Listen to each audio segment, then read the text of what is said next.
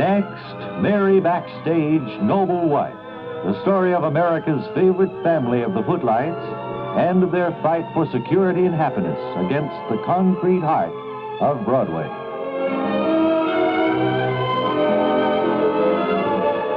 It's the next day now, the day Greg plans to begin shooting film for Mary and Harry's television special.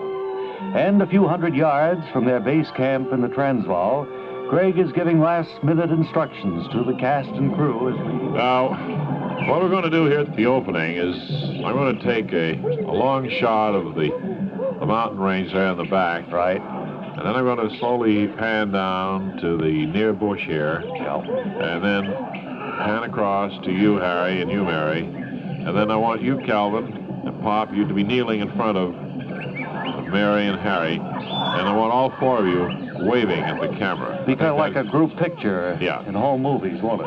I don't want that home movie look at all. No, but I mean the way we were positioned there. I want this to be a very professional-looking thing. Remember, this is going to be a television special. Right, and this will be the opening, and the titles, of course, will be super on the film of us. I'm planning to have this thing scheduled for Thanksgiving evening. Good. And everybody, I figure, in America will be watching the Backstages in Africa. Yeah, I like to sit down and watch TV after a big Thanksgiving Day dinner. Now, let me see again now. You're going to, you say you're going to take a shot of the mountains out back there. Then you're going to shoot the woods here, and then pan across to the four of us. Pop and I are on these, and we're all waving at the camera, is that right? Yeah, that's it? Right. And do we say anything, Greg, like, good evening, ladies and gentlemen, happy Thanksgiving to you from the Backstage? Well, we can dub that in later. Yeah, I think so. But you can mount it if you want. All right, I'll do that. All right, let me just get this camera here in focus. All right, we'll go get in position. We can have a dry run. Very good. Yeah, I'll kneel down right here. And I'll be right here. And I'll stand here. And then you'll be there, Harry, right? I never realized it'd be as noisy as this out here in the Transvaal. Okay, I'm going to start shooting now. All right. Tell the crew to quiet down, Greg. It's as quiet as I can get. All right. Action. I just told myself action. Now I'm filming. Smile, Mary, when he brings the camera down. Now I'm slowly panning down to the woods. Now I'm slowly panning across over. What was that? Oh. Sounded like a shot ringing out. My hat. Someone threw my hat. A bullet went through your hat. Look, what is look this? At the hole right in that side and out the other. Hey! Cut, Greg. Cut! Hold it. What happened? Tell yourself to cut, Mr. Marlowe. What happened? Hey! Someone shot at us. Went right through Calvin's hat. If he hadn't been wearing a tall hat, might have gone through his head. Look what went through my hat. You're not wearing any hat, Mary. Well, she was wearing that little bandana. Knocked it off her head. Yeah. Will it be... Now, that's getting too close. Went through my blazer. I think we all better hit the dust. Let me figure out what this is. What do you mean by that, Greg? I mean, we're sitting pigeons here. You know, as long as we stand around talking this way, whoever is sniping at us is bound to... I'm down on the dust. Yeah, I'm down, too. I'm down, too. Now, let's crawl back to the base camp. Maybe we can get in. I have these high heels on. Well, kick them off, Mary. Our safety is more important. Hurry up. Okay, that's all the filming for today.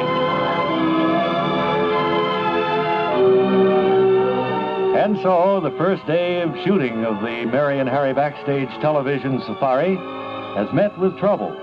Who is firing the shots at them? Be sure and join us tomorrow when we'll hear Greg say, Oh, it's you. That's tomorrow in the next exciting episode of Mary Backstage, Noble Wife. Word Carr speaking. Cordial welcome again to the Bob and Ray Public Service feature, Views Behind the Views, Behind the People, Behind the News. And this gentleman with me, learned gentleman, I should say, is Mr. Hubert C. Waxford. He's prepared to shed light on one of the really great problems of our time, Mr. Waxford is chairman of the Farsighted Planners for Urban Renewal. I assume, sir, that you call yourself Farsighted Planners because your members all wear thick spectacles like those you have on? No, that's not correct at all, Mr. Elliott. Actually, I'm very nearsighted, but my urban planning is farsighted. Well, I don't know how you manage that, but I understand you put forth a number of new theories on urban renewal from your office in Washington. I did have an office in Washington, but it was torn down on the recommendation of another urban renewal planner. Well, in any event, I guess we can... I'll get him for that, too, if it's the last thing I ever do.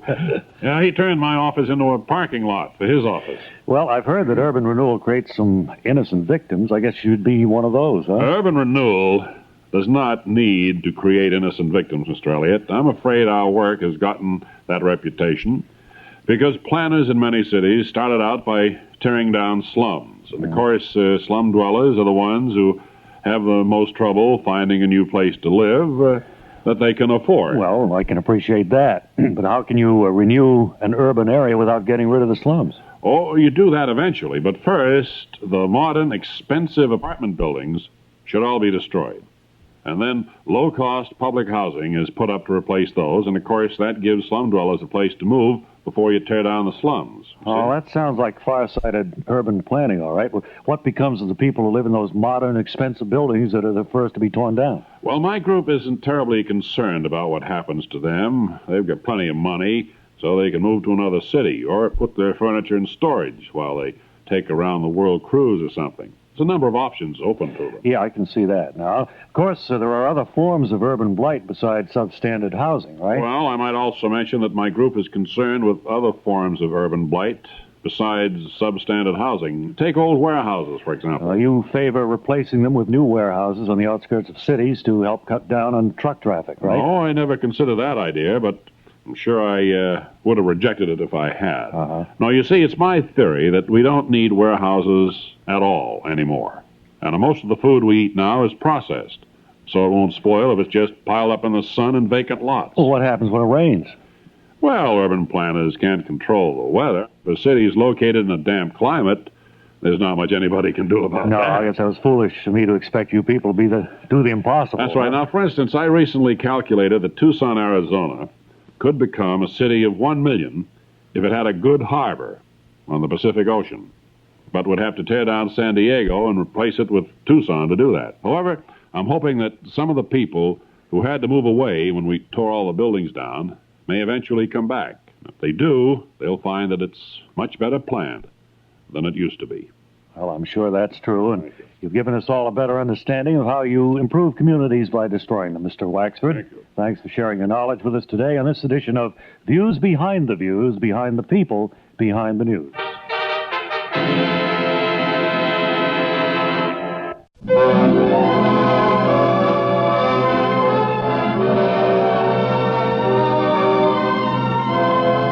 Next, Mary Backstage, Noble Wife. The story of America's favorite family of the Footlights and of their fight for security and happiness against the concrete heart of Broadway. Yesterday, as Greg Marlowe prepared to shoot the first scenes for Mary and Harry's TV special on Africa, 3 shots rang out and bullets narrowly missed our friends. Now, moments later, at the Backstage base camp in the Transvaal, Greg calls out, Who did that? Mr. Marlowe? Yes. It's me. Oh, the cook. What were you doing? I'm very sorry. I was trying to shoot that springbok for your dinner. Springbok. Springbok for dinner? What's that? Springbok, fall forward, isn't it? No, you don't understand. The springbok is that animal, and very delicious, too, but very fast. He ran behind you as you were shooting the opening scenes. You hit me, or you hit my scarf, and you put one through his hat. Yeah, well, right through my Went hat. right through my red and white blazer, too. Yeah, we almost had a catastrophe on our hands. Don't you have practiced this common care when you use a rifle? Oh, most certainly, Mr. Marlowe, and I can only express my sincere apologies for having the bullets go where they did. Did you get the springbok? No, I didn't, so I've got to continue hunting, but I'll wait until you finish the opening scene if you want to shoot it again. Well, I'll have to. Okay, let's try that scene again. Oh, well, Put that rifle up, will you? Yes, I will, sir. Thank you very much. Let's brush all this dust off us. We have to hit the ground. those shots rang out. Shall I still wear that hat with the hole in it tomorrow? No, let's everybody take off hats. No need to have hats on in this picture. And no dark glasses either. All right. See? Mary, you composed now? Well, yes. I'm wondering what a springbok would taste like. That's what concerns me. Well, you may get to try some tonight if he has any luck. It's probably gamey. Probably has a gamey taste. Well, you have to rely on the animals around here to keep our meals coming. Well, I'm a vegetarian, I think, now that I'm here in Africa. I'd just soon eat just plain lettuce and, well, whatever. Are you going to shoot the scene the same way, Greg? You're going to start with the background and I'm going to pan try down? the same thing again. Okay. What I'll do is I'll shoot the big mountain backdrop there. Yeah, right. Then I'll slowly pan down and pick up the woods immediately back of the camp. And then I'll dolly in here and get a close-up of you. And I want you all smiling and waving at the camera. Right. You sure you want to do that? Because... does look like whole movie. Yeah, that's what I was going to say. Why, what do you mean? Well, it just looks like kind of amateur night in West Newton, we used to say. You don't think that would make a good opening shot? I think it should be a little more formal, Listen, who's producing this anyway? It's well, you're Mr. right. Marlowe. That's right, Mary. And I don't think we'll get anywhere if we keep giving him advice like this. He knows what he's doing. He's produced successful shows before. That's true. He wants us smiling and waving at the camera, then that's what we must do. That's the way I'm going to do it. I'm going to smile. Okay, I'll do it, but it certainly will look like, whole movies. All right. Well, tell us when you begin, Greg. Okay. Quiet. Action. I just told myself action. Now camera's running. I'm filming. I'll describe what I'm doing to you. I'm filming the backdrop, the mountain. Get ready to smile, Mary. What? Get ready to smile. Now I'm slowly panning down to the forest and back of the camp. Now I'm dollying in, and you can start to smile and wave. Hey, do you hear what I hear? Cut it. Cut it. I just had to tell myself to cut. It's a lion, Greg. Well, so what? That's part of the charm of doing a movie here in Africa. But he's heading through the jungle toward us. See him right behind you. Uh-oh.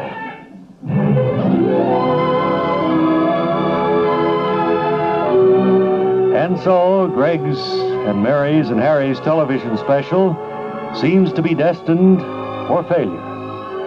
But you ought to be here tomorrow when we'll hear Greg say, why, that lion's name is Scheherazade. That's tomorrow in the next exciting episode of Mary Backstage Noble One. Word Carr speaking.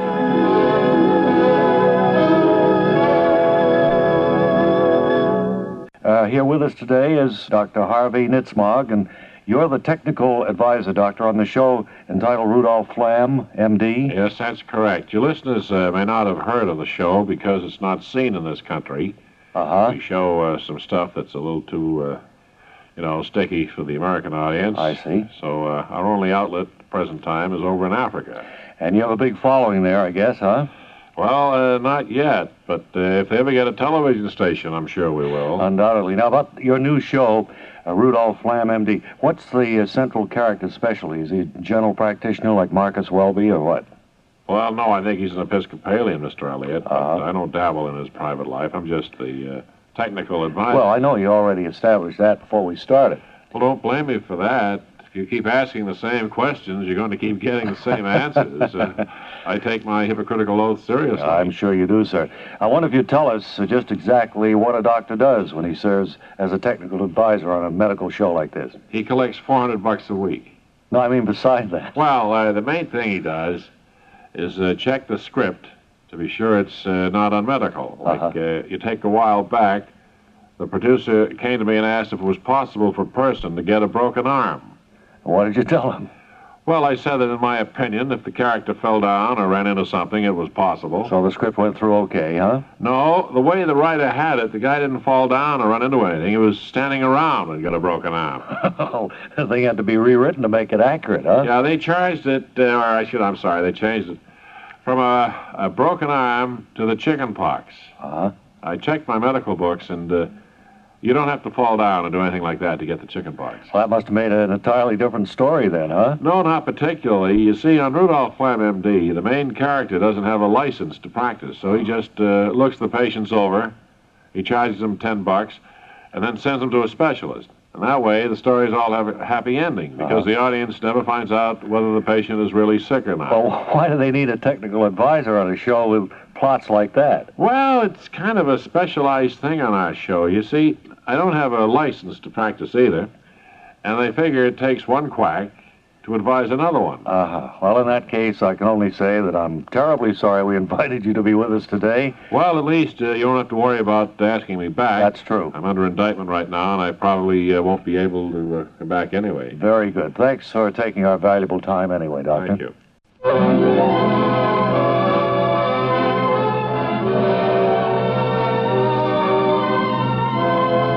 Next, Mary Backstage, Noble Wife.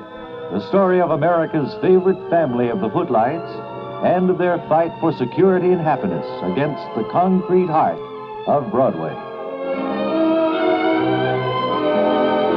It's moments after yesterday's episode now as Greg Marlowe, shooting the opening of the Backstage's African TV special, hears the roar of a lion behind him, and Mary calls out, I'm scared. Yes, I am too, Greg. What shall we do, run? Don't. Stand still. Yeah, that's the best thing to do. Stand right where we are. You don't want to run. That'll only upset the animal. Mr. Marlowe, Yes, sir? it's me, Henry the cook. Yes, Henry. Is that? Yes, that's Scheherazade, that lion. You don't need to be afraid of her. That's who? Scheherazade. Scheherazade? Scheherazade. Scheherazade? What's that? Scheherazade, what's that? Why, it's a trained lion. It's been in these parts for quite some time. See the little tag around its neck? Oh, yeah, it says, I'm Scheherazade, I'm tame. Pet me. Hello, Scheherazade. It's me, Henry the cook. Why, that's a big pussycat, actually. Hey, we got kind of a mascot to help us out on our special. Oh, hello there, pussycat. How are you? Here, shake hands. I don't know whether lions shake or not, Calvin. Dogs do, you know. Dogs will put out their paw and shake. Yes. Shake hands, A little Scheherazade. more than a dog, though. Yeah. What do you suppose this critter weighs? Henry, do you know whether Scheherazade has any teeth? No, it has no teeth. 1,300 pounds. Boy, they're big cats. You hear that, Mary? She has no teeth, even. Henry tells me. No teeth. No teeth. How can she eat? Well, I don't know. I cut up her food for her whenever she's around the cook tent. Oh, that's it. And you make small little bite-sized pieces for her. That's right, and she seems to enjoy that. And then sometimes I give her that stuff that makes gravy. Oh. She likes that, too. And I suppose you can give her soft gruel or milk toast, too. Yes, sometimes I do. Hello, Scheherazade. It's me, Henry. Oh, he gets along nicely with that big lion. Strangest thing I've ever thought of, to come across a lion in the African jungle and have it a table. Hey, look, I have a wonderful, wonderful shot right here. You, Henry, your arm around Scheherazade. Yes? You, Pop, standing just to the left of Henry. Right. Mary, Harry, and you, Calvin, all come over towards the lion's head. And I'll get a nice photograph of the whole What thing. an opening this will be, Greg, Look, huh? let me just stand back a little bit, get this all in focus. How lucky we were to come across a tamed lion. Should we talk to the lion and wave like you suggested before? Sure, that'll look more natural, Greg, won't it? No, I want you all this time to be registering fear, as though you're holding a wild animal. Wait a minute, that's not exactly telling the truth, is it? No, it isn't. No, Mr. that Marlowe. wouldn't be the truth. We all know this is a big tame pussycat, and we stand here looking like we're frightened, then we're not actually pictorially telling the truth. No, I don't think I could play a scene like that, Greg. That's more acting No. ability than I have. I was going to say, you're an actor. You can feign fear, can't you? Well, I know, but we're supposed to be telling the truth about the African Transvaal here. Well, this is just an attention-getting device that we'll use at the head of the show. Well, I don't know. Well, let me try it this way. All kind of look scared. What if it ever leaked out that this was a tame lion and not a wild one like you want it to look? Well, who I would Who would tell about it? Who was to talk about it? Well, I don't know. Who would say it's important? Most of the crew here know that it's a tame lion. By now, they see us petting it. But nowhere have we said that this is a wild animal. We're just registering fear. Let's imagine that we hadn't been told that Scheherazade was tame. You see? Approach it that way. I don't know, Greg. It doesn't seem to be playing the game to me. Well, okay. But I'll go through with it. No, we'll do it straight. Let's play it like it's a tame animal. Pretty dull opening.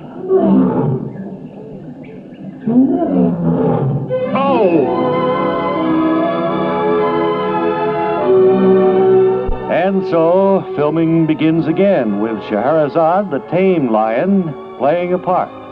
And you want to join us tomorrow when we'll hear Calvin expostulate. No, she's got teeth all right. That's tomorrow in the next exciting episode of Mary Backstage Noble Wife. Word Carr speaking.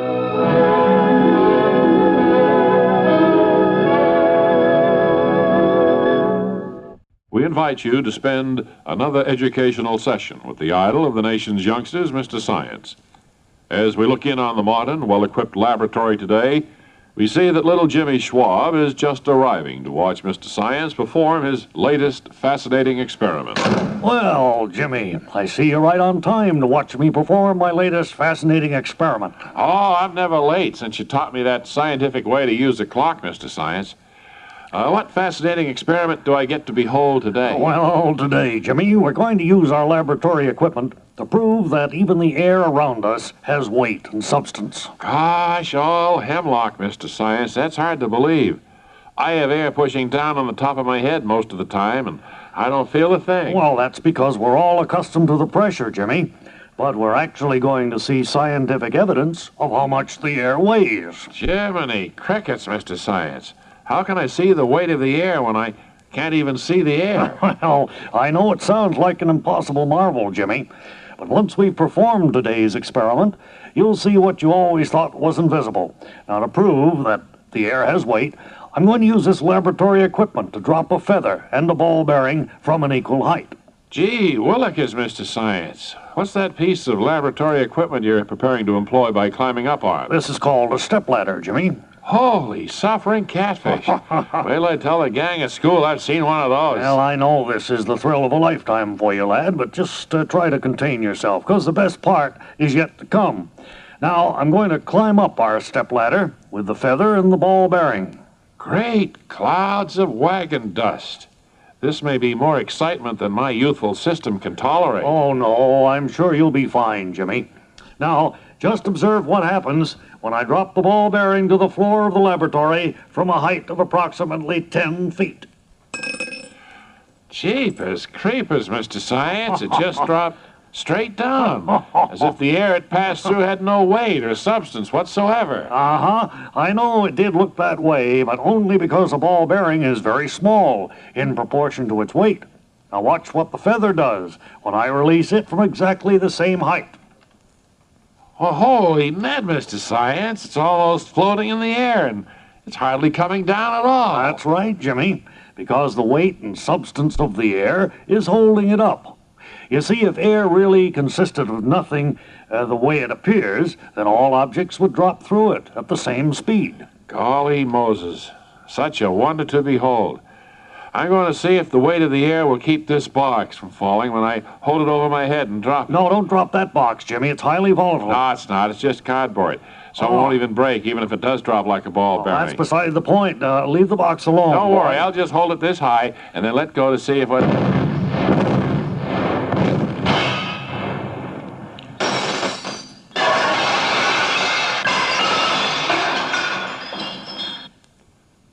This session with Mr. Science was brought to you as a public service, paid for by the Philanthropic Council to make things nicer. Today's broadcast was the last in our current series.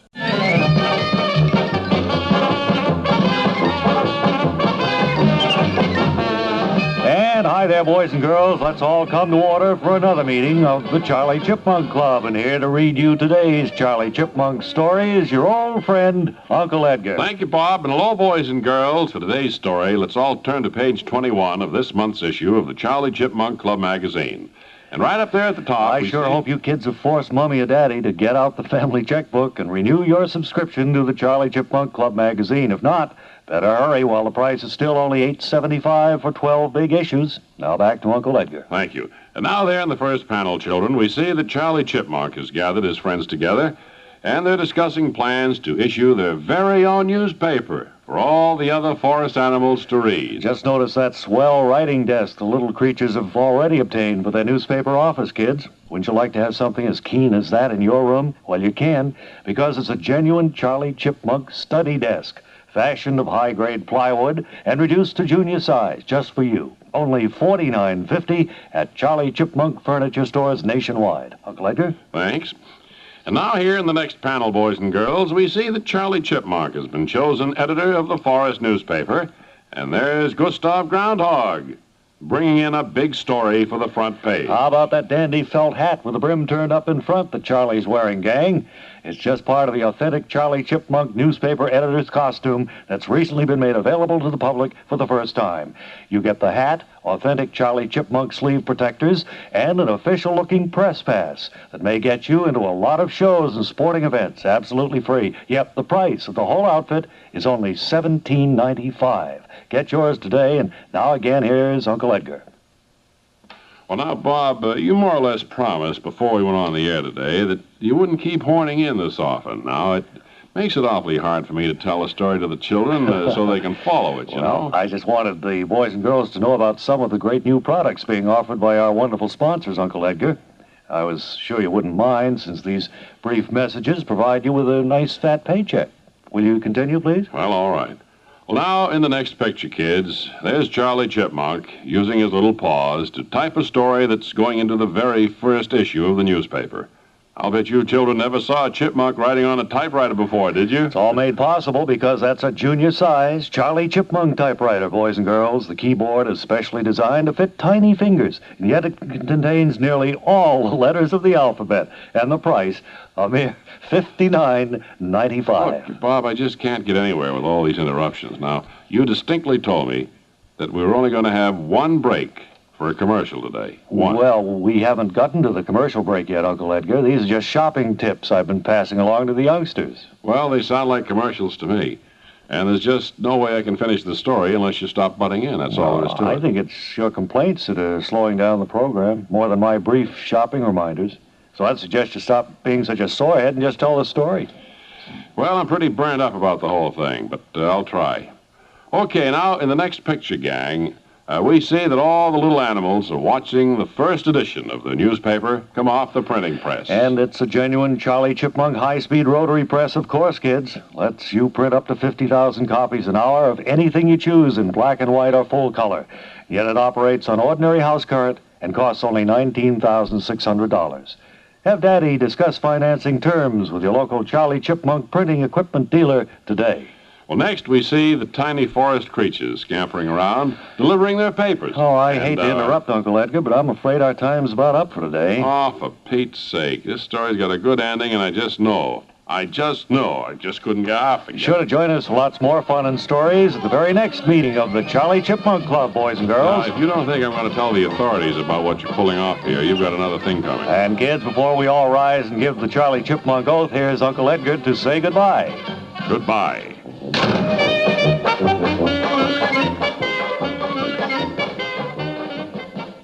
Dr. Elmer Stapley, the word wizard. Dr. Stapley is one of the nation's outstanding authorities on the meaning and derivation of English words, and he drops by to answer questions that you listeners send in about our language and its correct use. Good afternoon, Doctor.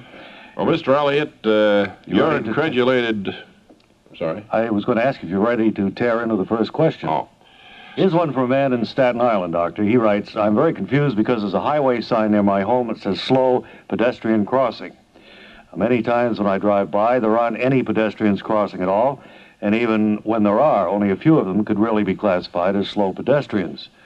I'm pretty peeved at the highway department for promising me an easy shot at slow pedestrians, then apparently failing to deliver. Do you agree that I have a legitimate squawk coming, or is there any possible way I could have misinterpreted the sign? Well, the way the sign is phrased, it's just about as clairvoyant as they could make it. Now, I'd say The gentleman definitely is grounds for an illiterate complaint. Well, we certainly can see how important the proper use of good grammar is, and I want to thank you for stopping by to offer your words of wisdom, Doctor. Well, not at all. I found the experience thoroughly abominable. I'm sure our listeners did, too. Hope they'll all join us again next time for another informative session with Dr. Elmer Stapley, the Word Wizard. Close in 5 minutes.